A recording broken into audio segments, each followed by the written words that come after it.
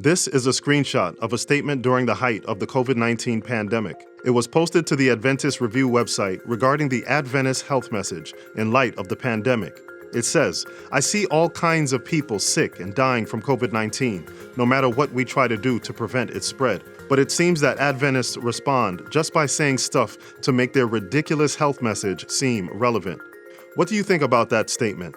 We're going to get into that in a moment, but first, I want to tell you a quick story. Most people don't know about it, but on October 23rd, 2022, in Brussels, Belgium, they had another one. Another what, you might ask? Another meeting to prepare for the next pandemic.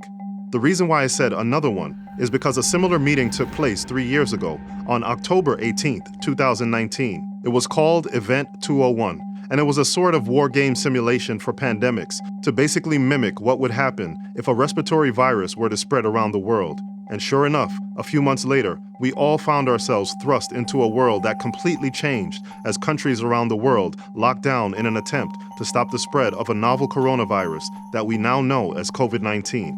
And now, here we are, 3 years later, and another meeting has taken place to prepare for what they believe will be another respiratory virus projected to emerge in the future, and how the world should prepare. During this recent simulation that was called the catastrophic contagion, they discussed something called SEERS, which is an acronym for Severe Epidemic Enterovirus Respiratory Syndrome 2025. As you can see at the bottom of the screen, this is a fictional scenario, a fictional virus that could possibly emerge in 2025. Now honestly, I have no idea if SEERS will even be a thing. But what I can say for sure is that in addition to being the Messiah, Jesus was a seer, which is an Old Testament word for a prophet. And he foresaw all of this and warned us by stating that there would be famines and pestilences. And notice that this word is plural, pestilences, or as we call them today, pandemics. Once again, plural. Based on Christ's prophecy, I am sure that there will be more pandemics before it's all said and done. Christ didn't give us the details regarding exactly how these pandemics would emerge, whether they were naturally occurring or concocted in a lab, but he did say that they would emerge. And I believe he didn't give us those details because he understood that when it comes to his people, the source of the pandemics and pestilences are not what's most important, but rather what's more important is how his people respond to those pandemics. In April of 2020, my heart filled with sanctified pride as I watched a discussion put on by the church leaders to discuss the pandemic in light of the history of the 1918 Spanish flu pandemic.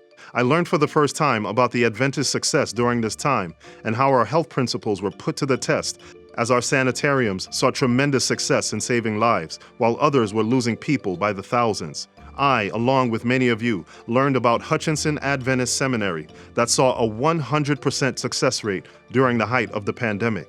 Now you have to remember that I was seeing all of this around April and May of 2020, when everyone was still figuring out this whole pandemic thing. But I waited with bated breath to see how the church would step into the forefront to declare our prior success and bring hope to so many who were living in fear, waiting for a vaccine that was over a year away. What would the world do for a year? Was God okay with us sitting and waiting along with everyone else? Surely we could step up in this moment. Surely our churches could become centers for education on the health principles that had worked in the past and were just as relevant today as they were 100 years ago. And instead of seeing what I had hoped for the most part, what I saw was closed churches and silent lips in regards to our health message. Now, there were of course people in our ranks that tried to show the relevancy of our health message. But the overwhelming reality was that for the most part, we as a people were just as terrified as everyone else. And we were waiting along with everyone else. It was all just so unspectacular. With each passing day, my frustration was growing. We were missing our opportunity to let our light shine. We were missing this opportunity to be spectacular. And what do I mean about being spectacular? Well, it would have looked like this. If Seventh-day Adventists practiced what they profess to believe, if they were sincere health reformers, they would indeed be, and here's the word that I'm looking for, a spectacle to the world, to angels, and to men. That's right. Jesus had warned us about the pandemics because he wanted us to be a spectacle. He wanted us to be spectacular. He wanted us to shine in the darkest of moments. But unfortunately, as we saw in the statement that I read in the beginning, many in our churches today feel as though our health message is, and I quote, ridiculous and irrelevant.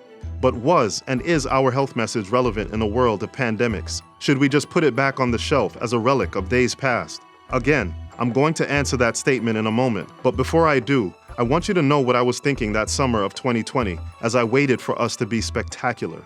I started thinking to myself, there must be some way to show how relevant our message is. Perhaps there was more to the story of the Adventist response to the 1918 pandemic that could arouse our people to be spectacular. And sure enough, there was more. As a matter of fact, there was so much more. The records preserved in the archives of the Review and Herald told the same story that I had heard at that symposium regarding the success at Hutchinson Adventist Seminary. Other schools like Kingsway College, Emmanuel Missionary School, now known as Andrews University, and South Lancaster Academy, one of the oldest Adventist schools, all telling the same story.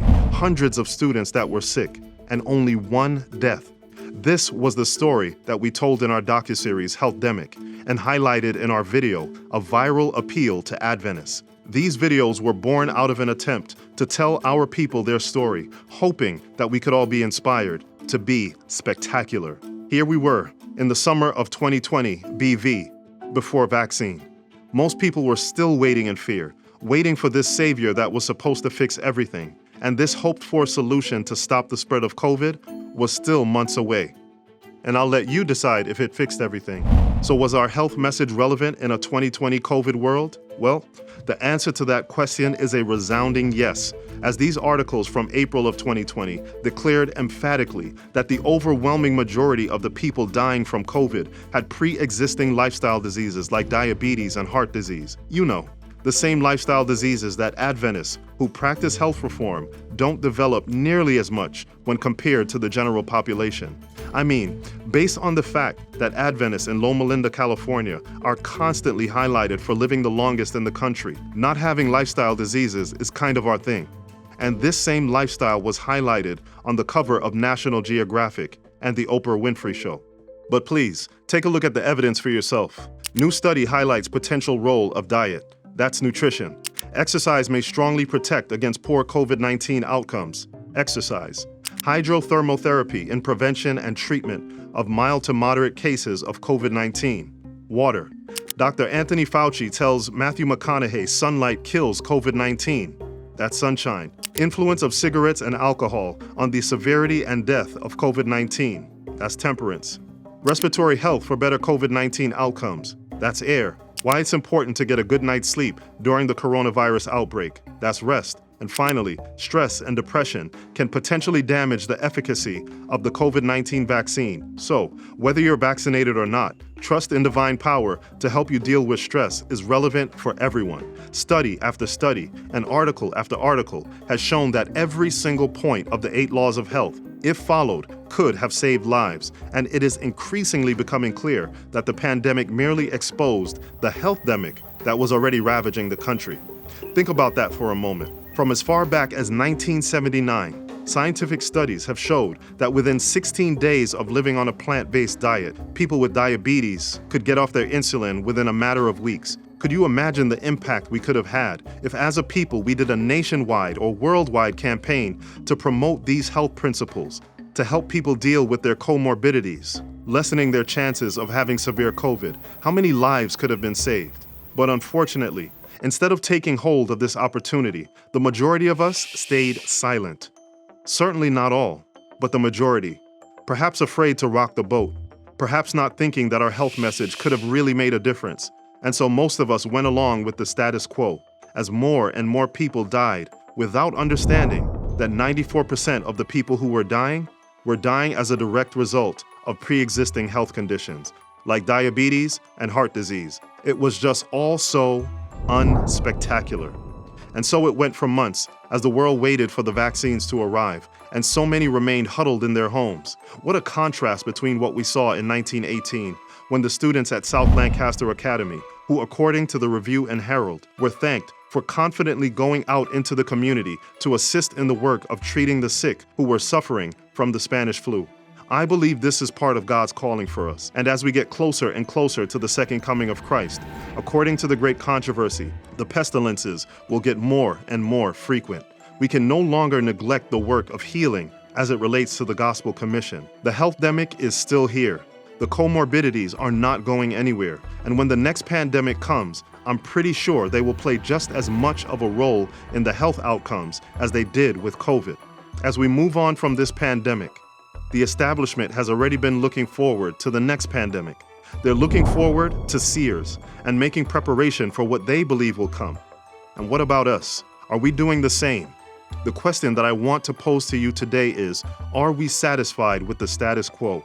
Are we satisfied with the unspectacular? Or have we learned that what God has given us was relevant in 1918, is relevant now, and will be relevant in the future when the next pandemic arrives? And that is not only relevant, but it has the potential to be spectacular if we embrace it. If they're preparing for another catastrophic contagion, then I believe that we too need to be preparing as well. The next pestilence should not catch us off guard again. Take a look at this quote.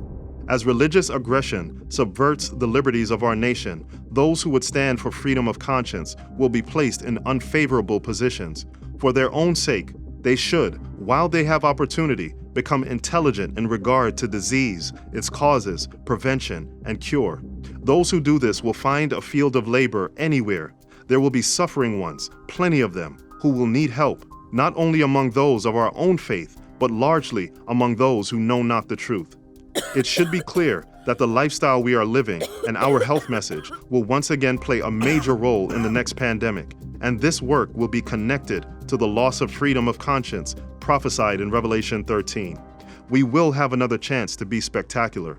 The only question that we need to answer individually is if we will embrace the call to preach, teach, and to heal. Then, and only then, can we become a spectacle to men and angels. In the next installment of this short series, we will take a look at how we responded as a people to the vaccine mandates that cost so many their jobs and livelihoods, and whether or not this was connected to freedom of conscience. Did we, who know that liberties will eventually be stripped away, respond in a spectacular fashion? Or did we simply go along with the status quo? So if you're interested in continuing this discussion, then subscribe to get updated on upcoming videos and share this video with others, and join me as we make another viral appeal to Adventists. God bless.